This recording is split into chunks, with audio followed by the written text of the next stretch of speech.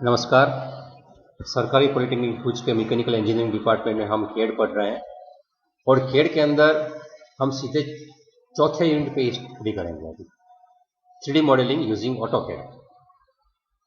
AutoCAD कैसे शुरू करते हैं, उसका इंटरफेस क्या है, वो मैंने पिछले वीडियो में भी बताया है जैसे मैं 2D सिखा रहा था तब। लेकिन 3D के लिए आपको थोड़ा समझना है तो उसका 3D एनवायरनमेंट कैसा आता है वो समझना जरूरी है। तो आज हम पहले understanding the AutoCAD 3D environment. आज तक जो हमने देखा था वो 2D ही देखा था, तो 3D एनवायरनमेंट क्या है, उसमें क्या क्या चीज़ें ध्यान में रखनी है वो हमें आपको दिखाता हूँ। जब ऑटोकैड स्टार्ट करते हैं तब ऐसा एक मेनू आ जाता है। तो ये पूरा इंटरफेस है, यूज़र इंटरफेस ऑटोकैड का। इसमें ड्राइंग एरिया होता है, नीचे कमांड लाइन होती है और ऊपर सब रिबन होती है। उसमें जो कमांड होते हैं वो 2D में हम उसका यूज़ करते हैं और यहाँ जो भी फाइल खुली है उसका नाम रहता था। लेकिन जब हमें 3D में काम करना है तो उसको कैसे हम समझेंगे, उसके पार्ट कौन कौन से हैं वो जानना जरूरी है। क्योंकि जब भी हम गाड़ी सीखते हैं तो सबसे पहले ब्रेक किधर है, साइड लाइट किधर है, किक किधर है, सेल्फ स्टार्ट करना है तो क्या करना है, सब पहले समझते हैं, बाद में ही हम गाड़ी चलाते हैं। ठीक इसी तरह से 3D मॉडलिंग करना है तो पहले उसके स्क्रीन को समझना जरूरी है और स्क्रीन के साथ साथ उसमें जो टूल्स है उसको कैसे यूज करते हैं। ऑटोकैड के लिए मेरे पास क्या होना चाहिए, तो कीबोर्ड होने चाहिए और एक माउस होना चाहिए। माउस में 3 बटन का माउस, 2 बटन जो लेफ्ट एंड राइट है और बीच वाला जो बटन है वो व्हील है, सर्कुलर व्हील वाला, वो दबा भी सकते हैं और घुमा भी सकते हैं। ऐसा माउस है। तो बाद में मैं उसके मदद से इंटरफेस कर सकता हूँ ऑटोकैड के साथ। तो आइए देखते हैं। पहले मैं उसका एक प्रेजेंटेशन में थोड़ा स्लाइड दिखाता हूँ, बाद में इसका इंटरफेस यहाँ कैसे चेंज करते हैं उसका लाइव डेमो भी देखेंगे। तो ये topic understanding the AutoCAD 3D environment, इसमें सबसे पहले ये जो आउटलाइन दिया है मैंने, 4-5 चीज़ें हम समझने का प्रयास करेंगे। पहली चीज़ है रिकॉग्नाइजिंग द 3D एनवायरनमेंट। ये 3D एनवायरनमेंट को पहले पहचानना है। बाद में दूसरी चीज़ है कि मॉडल को कैसे देखा जाता है अलग अलग जगह से। हम फ्रंट व्यू साइड व्यू जानते हैं, लेकिन इसमें ऐसा नहीं है, मॉडल को हमें 360 डिग्री देखना है, तो कैसे देखते हैं वो भी देखेंगे। और बाद में 3 चीज़ें हैं, orbit command, steering wheel command और विजुअल स्टाइल कमांड। ये तीनों चीज़ कैसे यूज़ करते हैं वो भी आज ही समझेंगे, क्योंकि हमारे पास वक्त बहुत कम है। कोविड में हम ये पढ़ रहे हैं ऑनलाइन, वो ठीक है, लेकिन बाद में क्या होगा मालूम नहीं है। तो जितना भी ज़्यादा कवर हो सकता है उतना कवर करने का आज प्रयास करेंगे। सबसे पहले रिकॉग्नाइजिंग द 3D एनवायरनमेंट। तो 3D एनवायरनमेंट में ये 8-10 चीज़ें हैं जिसको आइडेंटिफाई करनी जरूरी है। सबसे पहला है tabs and panel of 3D। तो 3D की पैनल इसमें आपको देखनी है। मैंने ऑटोकैड शुरू किया है और जो ऊपर ये दिख रहा है पूरा ये पैनल है, लेकिन ये पैनल 3D की नहीं है। आपको 3D की पैनल बनानी है तो सबसे पहले यहाँ जाएंगे तो नीचे एक ये अपना बार होता है पूरा, यहाँ जाके ये किया था वर्क स्पेस स्विचिंग। ये वर्क स्पेस स्विचिंग करके नीचे है, वो शायद आपको दिख रहा होगा। ये वर्क स्पेस स्विचिंग आपको दबाना है। ये वर्क स्पेस स्विचिंग है, उसको दबाना है। यहाँ क्लिक करने के बाद आपको एक पूरा मेनू मिलेगा। मैं उम्मीद करता हूँ आपको दिखाई दे। उसमें से आपको ये 3D बेसिक्स या 3D मॉडलिंग, दो में से एक सिलेक्ट करना है, तो आपको 3D पैनल मिल जाएगा।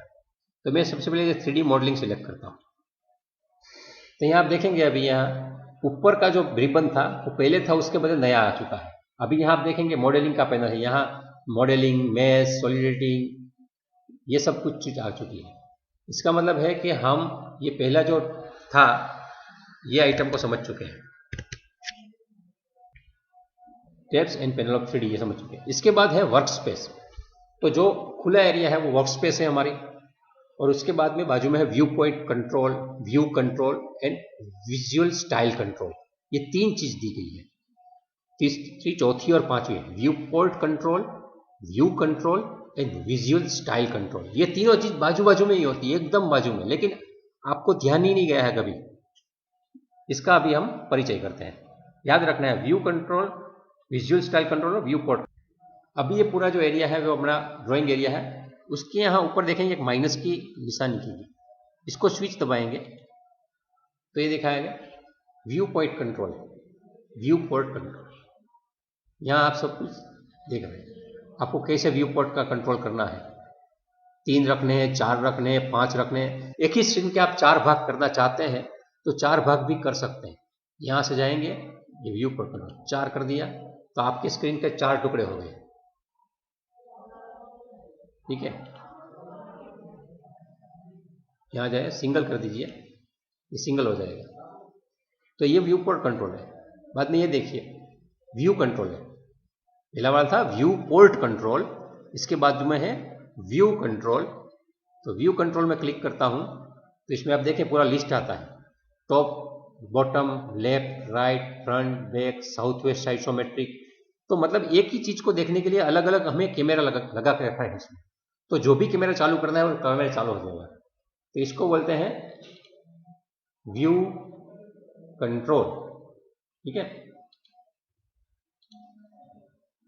और इसके बाजू में जो है विजुअल स्टाइल कंट्रोल।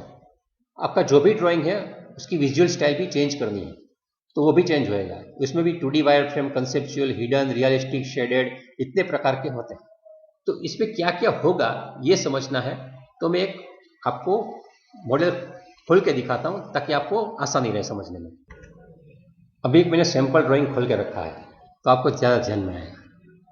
यहाँ जो दिख रहा है टॉप, तो मतलब टॉप व्यू आ जाएगा। यहाँ से मैं करूँगा साइड व्यू, मतलब लेफ्ट साइड व्यू, तो लेफ्ट साइड आ जाएगी। मैं यहाँ कहूँगा फ्रंट व्यू चाहिए मुझे, यहाँ फ्रंट व्यू आ जाएगा। और मैं यहाँ बोलूँ कि मुझे साउथ ईस्ट आइसोमेट्रिक चाहिए, मतलब ऊपर चला जाएगा। जो भी एंगल से मुझे देखना है वो एंगल के हिसाब से वो घूमता रहेगा। तो ये मेरा व्यू कंट्रोल है। ये जो है ये मेरा विजुअल स्टाइल कंट्रोल है। विजुअल स्टाइल कंट्रोल, इसमें आप 2D वायर फ्रेम करेंगे आपको 2D दिखाई देगा, कुछ समझ में नहीं आएगा क्या है, लेकिन इसकी भी जरूरत है इसलिए रखा है इसे। आप बोलेंगे मुझे सिंपली हिडन चाहिए तो ये हिडन है। और आप बोलेंगे कि मुझे एकदम ब्लैक एंड व्हाइट चाहिए तो ये ब्लैक एंड व्हाइट हो गया। आप बोलेंगे मुझे एक्सरे वाला चाहिए तो एक्सरे हो गया, मतलब कांच का बन जाता है, आर पार दिखाई देता है। और हमें चाहिए रियलिस्टिक तो एकदम रियलिस्टिक आ जाता है।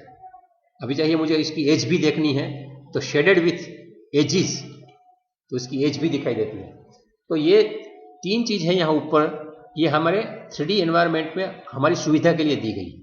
ये तीनों चीज मैं एग्जाम में पूछ सकता हूं कि कोने में 3 चीज होती है उसका नाम क्या है, तो नाम आपको लिखने पड़ेंगे। या कौन सी चीज नहीं है तो 4 दिखूंगा, उसमें 3 ये होगा, चौथा कुछ और ही होगा, तो आपको एलिमिनेट करना है। Tapes, workspace, view port control, view control, visual style control. इसके बाद है यूसीएस आइकॉन। यूसीएस आइकॉन से आप परिचित हैं। ये जो दिख रहा है बाजू में वो यूसीएस आइकॉन है।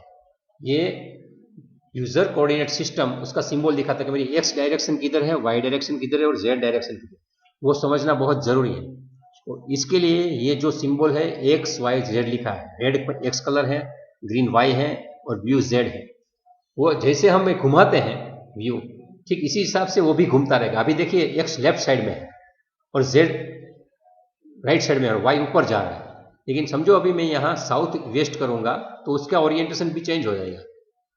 अब देखिए एक्स ऊपर चला गया, जेड नीचे तरफ आ गया, वाई वहीं का वहीं है। तो जैसे जैसे हम व्यू चेंज करेंगे उस हिसाब से यूसीएस आइकॉन हमें मार्गदर्शन देगा। वो एक तरह से हमारा जीपीएस है, हम ड्राइंग में किधर खड़े हैं, कहाँ जा रहे हैं वो दिखाएगा। समझो मैं ये लेफ्ट करता हूँ या टॉप व्यू करता हूँ, टॉप व्यू करेंगे तो एक्स वाई दिख रहा है, जेड सामने आ रहा है, मतलब अभी हम एक्स वाई के परपेंडिकुलर। तो इस हिसाब से पूरा यूसीएस आइकॉन हमें हेल्प करता है। इसके बाद लिखा है 3D model and 3D cross है। 3D मॉडल तो हम देख ही रहे थे, लेकिन हमारा क्रॉस वायर है वो 3D में आ रहा था, ये आपने ध्यान दिया होगा। अगर नहीं दिया है तो आपको दिखाता हूं फिर से। अब ये जो देख रहे हैं ये हमारा आइकॉन भी 3 कलर का है। एकदम आपको स्क्रीन में शायद हेडिंग दिखाई दे रहा होगा, छोटा स्क्रीन होगा, लेकिन एक्स वाई जेड जो हिसाब से वो 3 और 3 डायरेक्शन एक साथ ये कर्सर में दिखाई दे रही है, मतलब वो 3D वाला है। सामान्यतः पॉइंटर होता है वो 2D में होता था, हमारा सिंपल एक डॉट जैसा आता था या क्रॉस वायर आता था, लेकिन ये 3D क्रॉस वायर है। इसके बाद है view cube and navigation bar. ये दो चीज ये भी हमें 3D मॉडलिंग में बहुत ही उपयोगी है। जैसे होका यंत्र होता है, ठीक इसी तरह का होका यंत्र है। व्यू क्यूब क्या है? तो ये जो है व्यू क्यूब, हम यहां से घुमा रहे थे, ये साउथ वेस्ट टॉप, तो यहां टॉप किया तो यहां भी टॉप लिख के आ गया है। और यहां north, west, east and south, ये चारों डायरेक्शन भी दिख रही है। यहां होम भी दिख रहा है, यहां ये घूमने वाली चीज दिखाई दे रही है, और यहां एक ये बटन भी दिखाई दे रहा है, और यहां लिखा है अननेम। तो ये जो पूरा है ये हमारा व्यू क्यूब है, व्यू क्यूब। अभी यहां मैं शेडेड, ये टॉप है, यहां मैं लेफ्ट करूंगा तो यहां भी ये लेफ्ट हो जाएगा, लेकिन यहां टॉप लिख के आ गया है। देखिए टॉप, यहां से घुमा रहे हैं, बैक, बॉटम, लेफ्ट, तो हर एक चीज यहां हम घुमा सकते हैं, और इसको ऐसे भी घुमा सकते हैं, धीरे धीरे घुमाना है तो।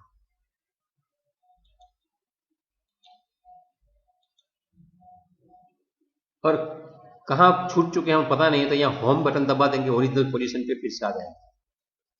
ये होम है, मतलब हम घर पे पहुंच गए। ये पहले वाला ओरिजिनल पोजीशन XYZ वाला जो मैंने शुरू किया था तब का था।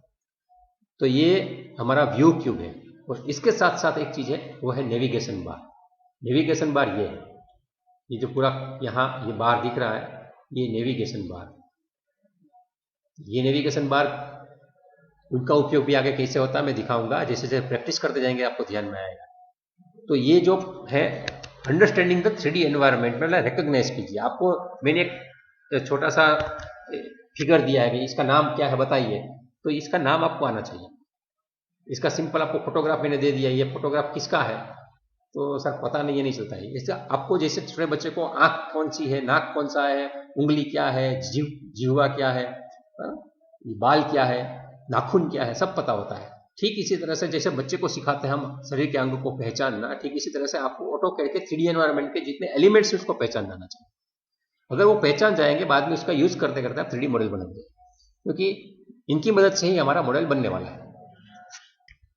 तो ये रिकॉग्नाइजिंग 3D एनवायरनमेंट। इसके बाद looking to the model in the 3D environment.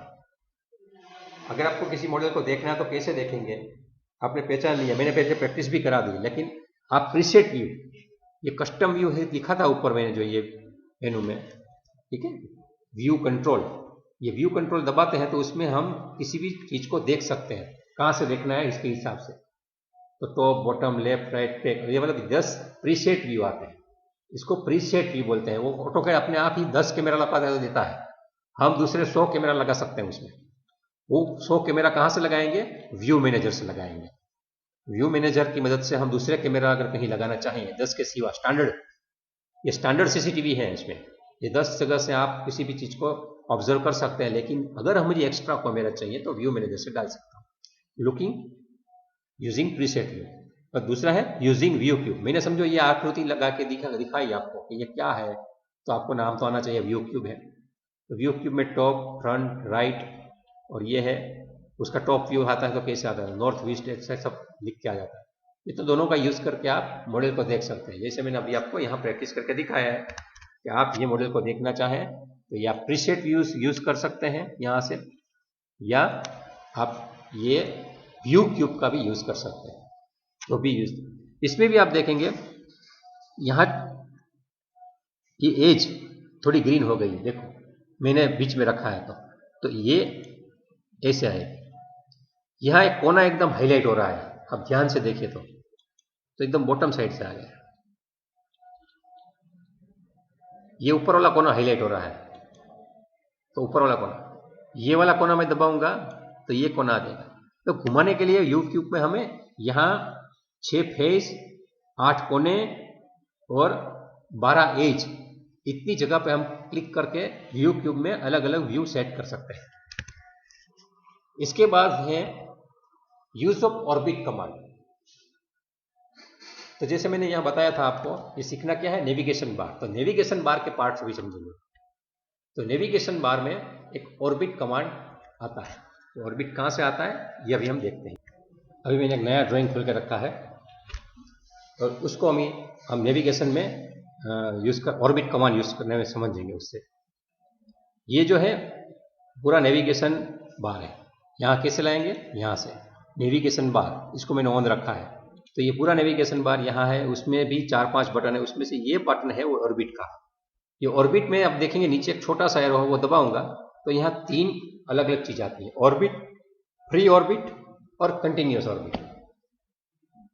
आपको कैसा दिखाई देता है मुझे पता नहीं, लेकिन ये 3 कमांड इंपॉर्टेंट है। तो तीनों के अलग अलग सिंबल भी होते हैं। तो मैंने इसका एक छोटा सा स्क्रीनशॉट लेके यहाँ आपको बना के दिखाया है।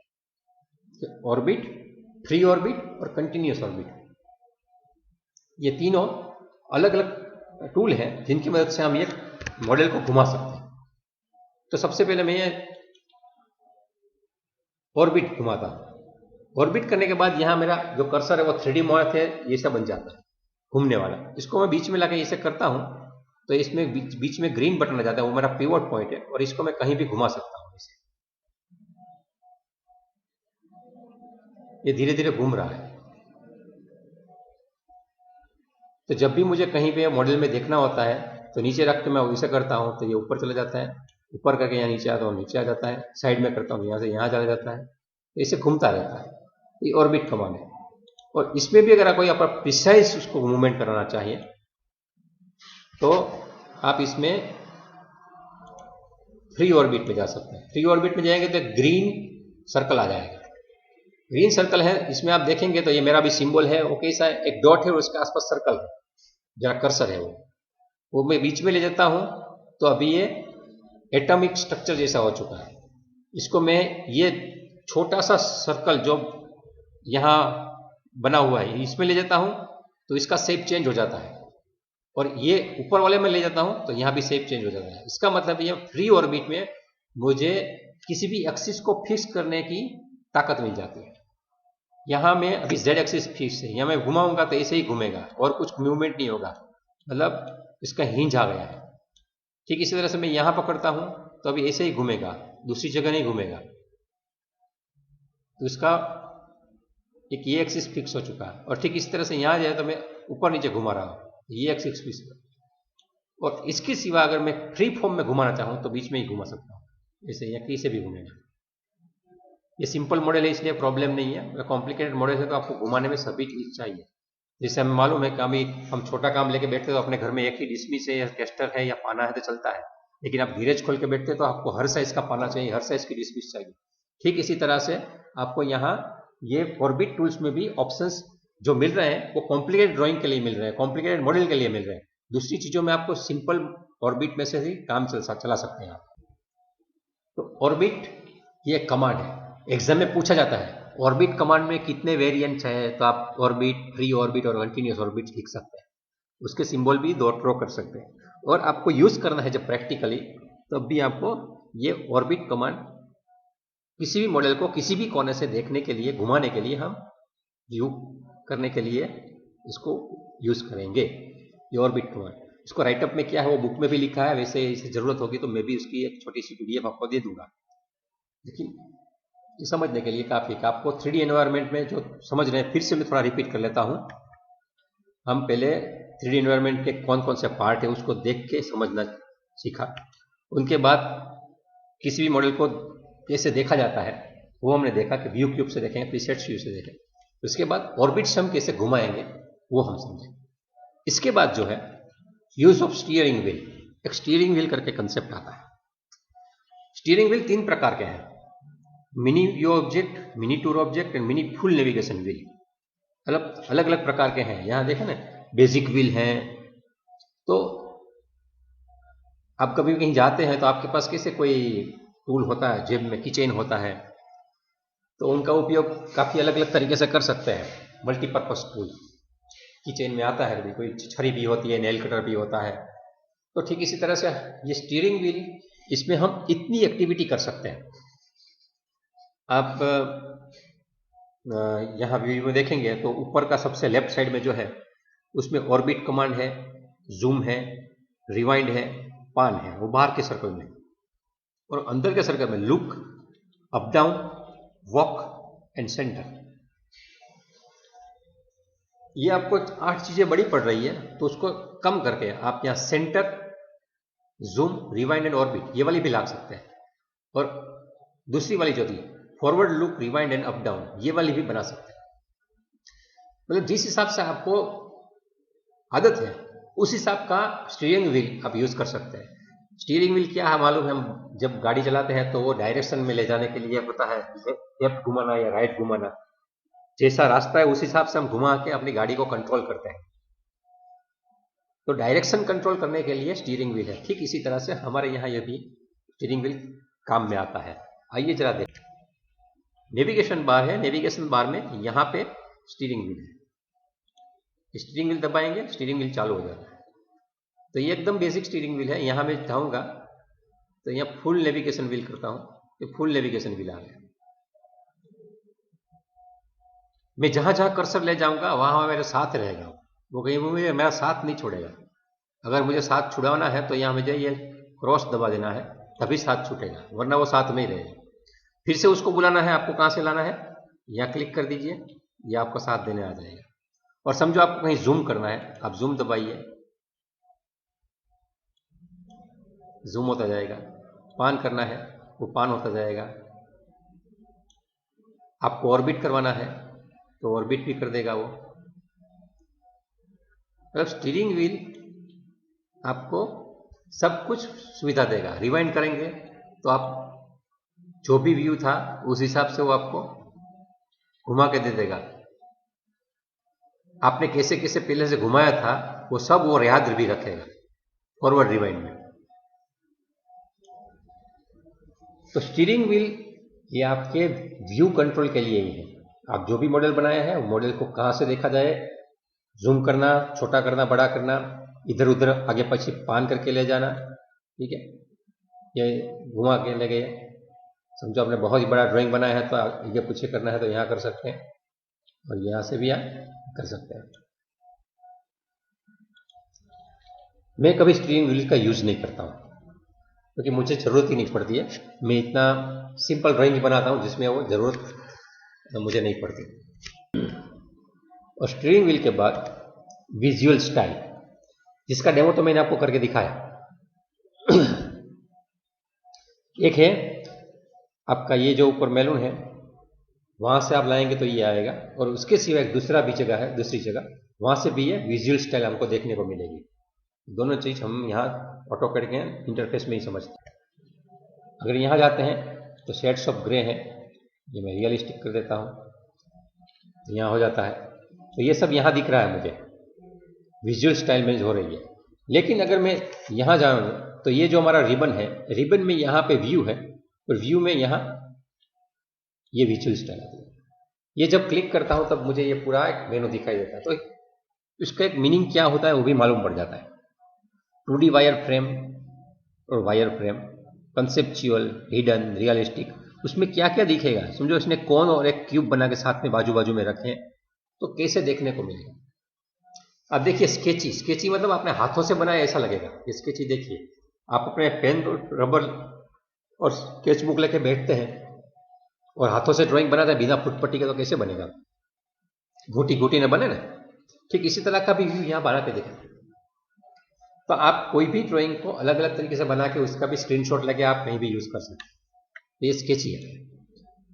मैं ज़्यादातर यूज करता हूँ कंसेप्चुअल में रहता हूँ, या शेडेड विथ एज ये रखता हूँ, क्योंकि हमें एज भी बहुत जरूरी है मॉडल बनाने के लिए, तो ये भी हमें काम में आती है।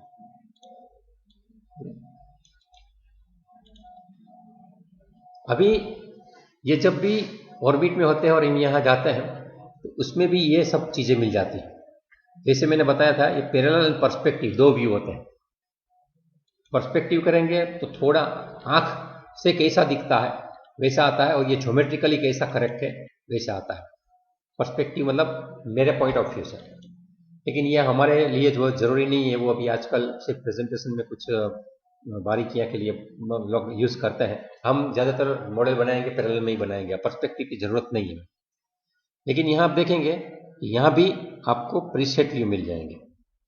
मतलब प्रीसेट व्यू आपको यहाँ भी मिल रहे थे, यहाँ भी मिल रहे थे, यहाँ भी मिल रहे हैं। यहाँ देखिए प्रीसेट व्यू यहाँ भी है, और यहाँ राइट क्लिक में भी मिल रहा है प्रीसेट।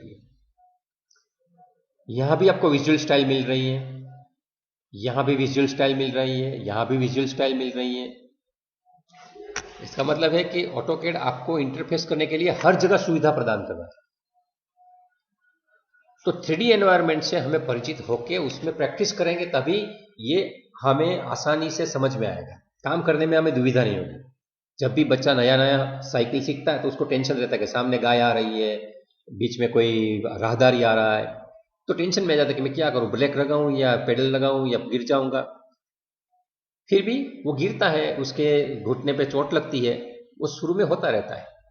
स्विंग सीखने के लिए जाते हैं तब 2-4 बार पानी नाक में घुस जाता है।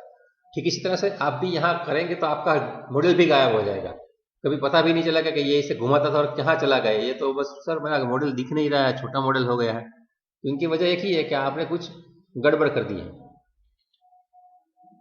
फॉल्ट सॉफ्टवेयर का नहीं होता, सॉफ्टवेयर में तो जो हम काम करेंगे उसी हिसाब से वो रिएक्शन देगा। तो हमें स्किल हमारे हाथों में बढ़ानी है, हमारा माउस के साथ और अपने कीबोर्ड के साथ कैसे इंटरफेस रखेंगे उसी हिसाब से हमारा ऑटोकैड हमें साथ देगा। तो 3D मॉडल में 2D जैसा ही है वैसे, लेकिन आपको एक 3D एनवायरनमेंट में ये जो यूजर कोऑर्डिनेट सिस्टम है XYZ वो कैसे चल रहा है वो समझ के आपको यहाँ पूरा मॉडल जो हिसाब से आप देख रहे हैं वो यहाँ बनाना होगा। मैं यहाँ ये इतना हो गया, इसके बाद मेरा कोई आगे का जो प्लान है वो इसके बाद बता रहा हूँ, क्योंकि सबसे पहले जो हमें समझना जरूरी है ये 3D मॉडलिंग यूजिंग ऑटोकैड। अगर ये यूनिट में हमें आगे बढ़ना है तो सबसे पहले हमें जो जरूरी था अंडरस्टैंडिंग ऑटोकैड 3D एनवायरनमेंट। तो उसका 3D एनवायरनमेंट क्या है, XYZ एक्सिस के ऊपर है और उसको UCS से हम देख सकते हैं, अलग अलग मोड से हम कैमरा लगा के देख सकते हैं मॉडल को और घुमा भी सकते हैं। लेकिन यह पूरा 3D स्पेस कोऑर्डिनेट सिस्टम पे XYZ एक्सिस के ऊपर आधारित है। उनको जैसे जैसे अभ्यास करेंगे हमें समझ में आता जाएगा, और ये पूरे साल भर तो नहीं, लेकिन हम 28 घंटे तक हम पढ़ेंगे तो ये हम इसमें माहिर हो जाएंगे, ऐसी मैं उम्मीद करता हूँ। जैसे मैंने आपको अलग अलग साइट्स भी दिखाई, तो वो साइट में भी आप ये देख सकते हैं। इसको आप सेव करेंगे तो सेव एज में जाते हैं, तो यहाँ आपको वैसा ही 2D में आता था ऑप्शन, वैसा ही ऑप्शन आएगा, लेकिन यहाँ भी आप अलग अलग जगह पे अलग अलग फॉर्मेट में सेव कर सकते हैं। DXF फॉर्मेट में जब आप सेव करते हैं 2010 के, तो आप उस दूसरे सॉफ्टवेयर में भी खोल सकते हैं। 2013 के DXF में खोलेंगे तो भी आप दूसरे सॉफ्टवेयर में खोल सकते हैं। तो यहाँ जो हमने ड्राइंग बनाया है हम DWG में स्टोर करेंगे, लेकिन अगर आपको दूसरे फॉर्मेट में खोलना है ड्राइंग, तो ड्राइंग एक्सचेंज फॉर्मेट, DXF का मतलब है ड्राइंग एक्सचेंज फॉर्मेट, उसमें सेव करेंगे। आप दूसरे काटिया में, प्रोई में, इन्वेंटर में कहीं भी ये ड्राइंग खोल पाएंगे, आसानी से खोल सकता है। और जो ओपन करना होता है तो ओपन में भी फाइल ओपन करेंगे, यहाँ भी अलग अलग विकल्प आएंगे आपको, तो उसमें भी DXF का ऑप्शन आता है। तो DXF का ऑप्शन देंगे तो दूसरे ड्राइंग दूसरे सॉफ्टवेयर में से हम DXF में सेव करेंगे तो यहाँ वो ड्राइंग खोल पाएंगे। तो आज हमने ड्राइंग ओपन कैसे होता है, सेव कैसे होता है, वो भी थोड़ा शॉर्ट में समझ लिया है। अगली बार जब हम मिलेंगे तब मैं आपको कुछ बेसिक प्रॉब्लम दिखाऊंगा और उसको ऑटोकैड में कैसे बनता है वो भी आपको समझाऊंगा। लेकिन इससे पहले आपको उसका पाथ समझना है, यूजर कोऑर्डिनेट सिस्टम, UCS क्या है। तो XYZ दिख रहा है यहाँ पे, ये XYZ इतना आसान नहीं है समझना, वो कभी भी कहीं भी दिशा बदल देगा। आपने अगर गलत स्थिति से कहीं बटन दबा दिया तो वो अपना डायरेक्शन चेंज कर लेगा। तो UCS क्या है वो समझना भी जरूरी है। तो नेक्स्ट लेक्चर में जब हम मिलेंगे तो यूजर कोऑर्डिनेट सिस्टम क्या है वो मैं समझाऊंगा, और समझने के बाद हम धीरे धीरे ये मॉडल बनाना शुरू कर देंगे। आज का ये वीडियो आपने देखा, आपको कैसा लगा वो बाद में बताना, और मुझे कुछ इसमें कमियां लगती है आपको तो बताना, ताकि थोड़ा इम्प्रूवमेंट और हो सके। ये लाइव लेक्चर है, उसमें भी कुछ बीच में व्यवधान आते रहते हैं, और अपना लेवल पे डिप्लोमा का, इसलिए मैं अपनी भाषा को थोड़ा लो लेवल पे संयमित रख के आपको समझ में आए इसी तरह का समझाने का प्रयास करता हूँ। फिर भी अगर कहीं पे आपको लगता है कि इसमें इम्प्रूवमेंट हो सकता है तो हम ज़रूर इम्प्रूवमेंट करेंगे। लेकिन जो हमारी ये यूनिट नंबर 4 है 3D मॉडलिंग यूजिंग ऑटोकैड, इसको मैं उम्मीद करता हूँ हम 31 तारीख तक उसमें एक मॉडल बना लें, इतना हम प्लानिंग करके चलेंगे। बहुत बहुत धन्यवाद। नेक्स्ट वीडियो में फिर से मिलेंगे।